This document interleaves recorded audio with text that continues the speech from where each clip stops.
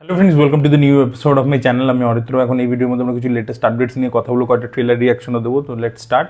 সব থেকে প্রথম আপডেটটা হচ্ছে স্পিরিট ছবিকে কেন্দ্র করে। তো স্পিরিট ছবি সবে শুটিং হয়েছে, এখনও কোনো ফার্স্ট লুক ইত্যাদি আমাদের সামনে আসেনি, বাট তার মধ্যেই ছবিটার যে ওটিটি রাইটস মানে ডিজিটাল রাইটস সেটা বিক্রি হয়ে গেছে 160 কোটি টাকা। ইয়েস, ছবিটাকে নিয়ে এতটাই হাইপ রয়েছে বিকজ সন্দীপ রেড্ডি বাঙ্গা প্লাস প্রভাস এই কম্বিনেশনের জন্য এই ছবিটা 160 কোটি টাকায় ডিজিটাল রাইটস বিক্রি হয়ে গেছে। এবং সন্দীপ রেড্ডি বাঙ্গা প্রভাস এবং তার টিমকে ইনস্ট্রাকশন দিয়েছে যে নেক্সট 6 মাসের জন্য যেন প্রভাস কোনো পাবলিক গ্যাদারিং ইত্যাদিতে না যায়, কারণ সন্দীপ রেড্ডি বাঙ্গা এই ছবিতে পার্টিকুলারলি একটা লুক ডিজাইন করেছে। প্রভাসের মাল্টিপল লুকস নাকি থাকতে চলেছে, তার মধ্যে এই লুকসগুলো সন্দীপ রেড্ডি বাঙ্গা চায় না যে পাবলিকের সামনে কোনোভাবে চলে আসুক। তো সেই জন্য সে প্রভাসকে বারণ করে দিয়েছে যেন কোনো রকম পাবলিক অ্যাপিয়ারেন্স না করে। এবং রিসেন্টলি একটা কলেজে শুটিং হয়েছিল, সেখানে কিন্তু প্রচুর বাউন্সার্স ইত্যাদি রাখা হয়েছিল যাতে কেউ কোনো ফোন ইউজ না করতে পারে, যাতে কেউ কোনো ছবি না তুলে নিতে পারে। তো এরকম আর কি একটা।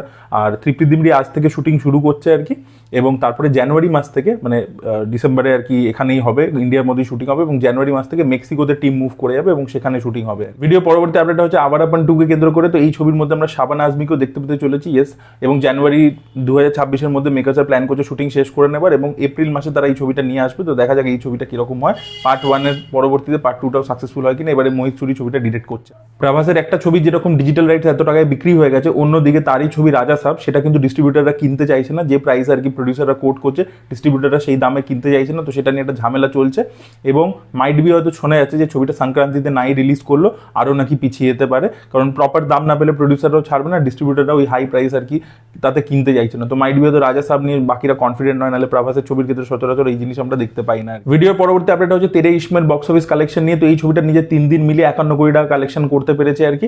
এবার দেখা যাক 100 কোটি টাকা তো আরামসে পেরিয়ে যাবে বলে মনে হচ্ছে। এবার ওভারঅল লাইফ টাইম কালেকশনটা কোথায় গিয়ে দাঁড়ায় সেটাই দেখার মতো বিষয় হবে। 200 কোটি টাকার গন্ডিটা পেরোতে পারে কিনা সেটাই দেখার মতো বিষয়। ভিডিও পরবর্তী আপডেট হচ্ছে শাকিব খানকে কেন্দ্র করে। তো তার যে আপকামিং ছবি Prince once upon a time in Dhaka, সেই ছবির মধ্যে নাসিরুদ্দিন খান থাকতে চলেছেন, এটা প্রথম আপডেট। আর দ্বিতীয় যে আপডেটটা, এই ছবির ফার্স্ট লুক 15ই ডিসেম্বর আসতে চলেছে, এরকম একটা আপডেট উঠে আসছে। ভিডিও পরবর্তী আপডেটটা হচ্ছে একেন বাবুকে কেন্দ্র করে। তো একেন বাবুর যে আপকামিং ওয়েব সিরিজ সেটাতে আমরা দেখতে পাবো যে পুরুলিয়ার ব্যাকড্রপে হতে চলেছে সেটা। ভিডিও পরবর্তী আপডেট হচ্ছে বর্ডার 2কে কেন্দ্র করে। তো দিলজিৎ দোসাঞ্জ এই ছবির মধ্যে এয়ারফোর্স অফিসারের রোল করতে চলেছেন, তার একটা পোস্টার সামনে চলে এসেছে। এবার এর আগে বরুণ ধাওয়ানের পোস্টার এসেছিল বা দিলজিতের পোস্টার এসেছিল, সেগুলো কোনোটাই কিন্তু মানে ভালো, মানে ডিসেন্ট পোস্টার, বাট এরকম নয় যে সেটা নিয়ে প্রচন্ড এক্সাইটমেন্ট বেড়ে যাবে, সেরকম কিন্তু নয়। এবার দেখা যাক বর্ডারের এফেক্টিভ প্রমোশনাল মেটেরিয়াল যেটা নিয়ে আর কি ছবিটাকে নিয়ে কথাবার্তা হবে সেটা কবে থেকে আসতে শুরু করে। ভিডিও পরবর্তী আপডেট হচ্ছে দৃশ্যম 3কে কেন্দ্র করে। তো দৃশ্যম 3 এর অল রাইটস আর কি, অল থিয়েট্রিক্যাল রাইটস, ডিস্ট্রিবিউশন, তারপরে ওটিটি রাইটস, তারপরে স্যাটেলাইট রাইটস, সব কিছু রাইটস আর কি কিনে নিয়েছে প্যানোরামা স্টুডিওস। মানে যারা হিন্দিতে দৃশ্যম প্রডিউস করে তারা আশীর্বাদ সিনেমাস থেকে পুরো 350 কোটি টাকাতে এই ছবিটার সব রাইটস কিনে নিয়েছে আর কি। ঠিক আছে, তার কারণ হচ্ছে প্যানোরামা জানে যে দৃশ্যম 1 কিন্তু আপনি যদি দেখেন ইন্টারন্যাশনালি রিমেক হয়েছে আর কি। তো 3 এর ক্ষেত্রেও কিন্তু সেটা হতে পারে, বা অন্য ভাষাতেও আরও রিমেক হতে পারে। তো সেইগুলোকে মাথায় রেখে তারা কিন্তু, আপনারা অলরেডি দেখেছেন দৃশ্যম 1 কিন্তু বিদেশেও রিমেক হয়েছে। তো সেই কারণের জন্য তারা যাতে ওই রাইটসগুলো পরবর্তীকালে বিক্রি করতে পারে, তাই জন্য হিউজ প্রাইসে 350 কোটি টাকায় তারা এটা কিনে নিয়েছে আর কি। আর অন্যদিকে লোকা, যেটা এই মানে ইন্ডাস্ট্রির সব থেকে বড় হিট ছিল, সেটা 300 কোটি টাকা পুরো ওভারঅলে কালেকশন করেছিল।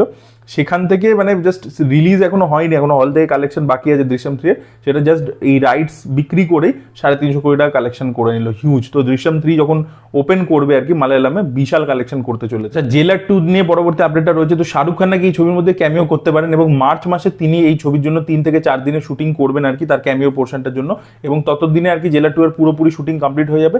সেই মুহূর্তে প্যাচের শুটিং হবে, এবং সেই তার সাথেই আর কি শাহরুখ নিজের পোর্শনটা শুট করবে, এরকমই একটা আপডেট উঠে আসছে আর কি। পরবর্তী আপডেট হচ্ছে দীপিকা পাডুকোনকে কেন্দ্র করে। তো Deepika Padukone Maddock horror comedy universe যে তার পার্ট হতে চলেছেন, একটা বেঙ্গলি ভূতের ক্যারেক্টারে তাকে আমরা দেখতে পাবো, শাকচুন্নির ক্যারেক্টার করতে আমরা তাকে দেখতে পাবো।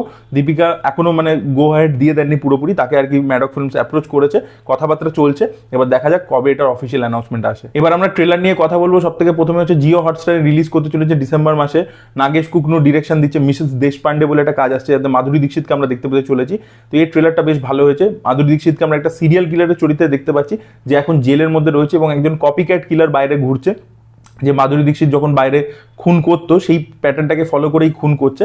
এবার পুলিশ আর কি মাধুরী দীক্ষিতের হেল্প নিচ্ছে যে কপিক্যাটটাকে ধরার জন্য। এবার মাধুরী দীক্ষিত তাদের কি অ্যাকচুয়ালিতে হেল্প করছে, নাকি এই কপিক্যাট সিরিয়াল কিলারটা অ্যাকচুয়ালি মাধুরীরই প্লান্ট করা, মানে মিসেস দেশপান্ডে সেই আর কি কোনো কপিক্যাটকে নিজের আইডিয়াটা বলে দিয়েছে যাতে সে খুনগুলো করছে, যাতে এই নিজে জেল থেকে বেরোতে পারে, সেরকম কোনো ব্যাপার রয়েছে, নাকি কপিক্যাট কিলারটা মিসেস দেশপান্ডেকে সত্যি ইমপ্রেস করতে চাইছে তাই জন্য এরকমভাবে খুন করছে। তো এইগুলো নিয়ে আর কি সিরিজটা হতে চলেছে। ট্রেলারটা ইমপ্রেসিভ ছিল, আপনারা চেক আউট করে দেখতে পারেন। আমার পার্সোনালি ভালো লেগেছে, সাবজেক্টটা ইন্টারেস্টিং। এবার আমি জানি না, দেখুন জিও হটস্টারে আমরা অনেকবার এরকম দেখেছি যে এই শোজগুলো বেশিরভাগ ক্ষেত্রে ইন্টারন্যাশনাল শোজের রিমেক হয়ে থাকে। তো আমি জানি না ঠিক যে মিসেস দেশপান্ডে কোনো ইন্টারন্যাশনাল শো এর রিমেক কিনা, তো দেখা যাক আর কি সেটা হয় কিনা। বাট এখন অব্দি ট্রেলারটা কিন্তু ইমপ্রেসিভ লাগছে, আপনারা চেক আউট করে দেখুন, আপনাদের কেমন লাগছে অবশ্যই জানাবেন। লাস্ট আমরা এই ভিডিওর মধ্যে কথা বলেছি হইচইয়ের আপকামিং একটা সিরিজ নিয়ে, যেটা প্রতিম ডিগুপ্ত ডিরেক্ট করেছেন, নাম হচ্ছে কর্মা কর্মা বলে। আগেন একটা ফিমেল সেন্ট্রিক কাজ হতে চলেছে, সোহিনী সরকার, রীতাভরি চক্রবর্তী থাকতে চলেছে। এর যে হুক লাইনটা দেখতে পেলাম ট্রেলার লেভেলে, সেটা অ্যালফ্রেড হিচককের যে ছবি আছে স্ট্রেঞ্জার্স অন আ ট্রেন, যেটা একটা নভেলের অ্যাডাপ্টেশন আর কি, সেটার কথা মনে করাচ্ছে। ওখানেও আর কি ছিল যে দুটো লোকের দেখা হয়, দুজনেই কাউকে না কাউকে মারতে যায়, এবার ওরা বলে এক্সচেঞ্জ করে নেয় যে আমি তোমার যাকে তুমি মারতে যাও তাকে মেরে দেবো, আর আমি যাকে মারতে যাই তুমি মেরে দাও তাকে। তো এরকম একটা এক্সচেঞ্জিং ব্যাপার হয়, এবং তারপরে আর কি ওর ওয়াইফকে মেরে দেয়, ও ফ্রেম হয়ে যায়, এরকম জিনিসপত্র ছিল। আপনারা দেখতে পারেন ছবিটা। ওই ছবিটারও মাল্টিপল অ্যাডাপ্টেশন হয়েছে, হিচককের যেরকম সব ছবিরই বহুবার অ্যাডাপ্টেশন হয়েছে, তো স্ট্রেঞ্জার্স অন ট্রেন বহুবার অ্যাডাপ্টেড হয়েছে। খুব ভালো ছবি আর কি, দারুণ একটা সিনেমা। তো সেটারই এই মতো আইডিয়া কিন্তু আমরা এখানে দেখতে পাচ্ছি। এখানে রীতাভরি চক্রবর্তী, তার হাজব্যান্ড বিশাল বড় লোক, আর দুজন মহিলা আর কি, দুটো সোশ্যাল স্ট্রাটার আলাদা আর কি। অন্যদিকে সোহিনী সরকার একদম সাধারণ ডাবিং ইত্যাদির কাজ করে, হয়তো একটু গরিব ফ্যামিলি থেকে বিলং করে। এবার দুজনেরই বড় টক্সিক, দুজনেই আনহ্যাপি।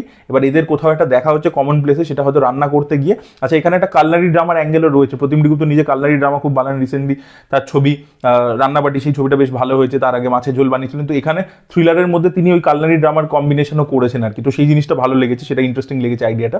আর এদের দুজনের দেখা হচ্ছে কোনো হয়তো কুকিং ক্লাসেস বা কোথাও, এবং সেখানে তারা এইভাবে ডিসাইড করছে যে তুমি আমার বরকে মেরে দাও, আমি তোমার বরকে মেরে দেবো, যেটা আর কি স্ট্রেঞ্জার্স অন ট্রেনের মতো ব্যাপার। এবার তারপরে কি হবে, ঋত্বিক চক্রবর্তী পুলিশের চরিত্র করছে, যে এটাকে ইনভেস্টিগেট করবে। তো ক্যারেক্টারগুলোকে ইন্টারেস্টিং লাগছে, কোয়ার্কি লাগছে, একটা ডার্ক কমেডিও রয়েছে অ্যাপ্রোচটার মধ্যে, এবং ঋত্বিক চক্রবর্তীকে হেভি লাগছে। সে ধরুন যেখানে কোনো ডেড বডি রয়েছে সেটাকে চক দিয়ে মার্ক করে দেয় তো পুলিশ, তো সেটার উপর গিয়ে নিজে শুয়ে পড়ছে। তো সেই জিনিসপত্রগুলো মজার লাগছিল আর কি। এবং যেভাবে শ্যুট করা হয়েছে, রেড কালারটাকে প্রিডমিনেন্টলি ইউজ করা হয়েছে, সেটা বেশ ভালো লাগে। Red is the colour of deceit, আপনারা জানেন। আরও একটা জিনিস ভালো লেগেছে যে মানে সিরিজটাকে প্রচন্ড সিনেম্যাটিক করা হয়েছে। মানে সোহিনী সরকারের একটা শট রয়েছে, ঘরের মধ্যে দাঁড়িয়ে রয়েছে, ওর ওপর পার্টিকুলারলি ওরই ওপর বৃষ্টিটা পড়ছে আর কি। তো ওই জিনিসপত্রগুলো আমার বেশ ভালো লেগেছে, মানে যেভাবে পুরো জিনিসটাকে সাজিয়ে যে ভিজুয়ালি প্রেজেন্ট করেছে, ঠিক আছে। মাঝে মাঝে আর কি, মানে ওটা কখন হয় একটা ড্রিম সিকোয়েন্সের মতো, বা কিছু হ্যালুসিনেট করছে, বা পার্টিকুলারলি একটা ওই মোমেন্টে ক্যারেক্টারটা কি মাইন্ড স্পেস সেটা বোঝাবার জন্য। তো খুব সিনেম্যাটিক টুলস ব্যবহার করা হয়েছে, ভালো লাগছে আর কি। জিনিসটা খুব সিনেম্যাটিক লাগছে দেখতে, এবং ইন্টারেস্টিং প্লট, প্লাস যেহেতু কালনারি ড্রামাটাকে থ্রিলারের সাথে মিক্স করেছে, ওটাও আর কি ইন্টারেস্টিং লাগছে। তো ডেফিনেটলি হিচককের একটা আইডিয়াকে নিয়েছে। তার পরবর্তীতে এবার দেখার মতো বিষয় হবে যে যখন কাজটা দেখবো, যে প্রতিম ডিগুপ্ত নিজে সিনেমা বাফ, নিজে এক সময় ক্রিটিক ছিলেন, তো হয়তো উনি ইস্টার এগস কিছু ছেড়ে গেছেন, হয়তো হিচককের আরও কিছু সিনেমার রেফারেন্স ইত্যাদি আমরা দেখতে পাবো। দেখা যাক সেটা কি হয়। বাট আমার কিন্তু ট্রেলার লেভেলে কর্মা কর্মা ট্রেলারটা বেশ প্রমিসিং লাগছে। So that was it guys, thank you so much watching this video. ভিডিওটা ভালো লেগে থাকলে লাইক করুন, শেয়ার করুন, চ্যানেলকে সাবস্ক্রাইব করতে ভুলবেন না। Bye bye.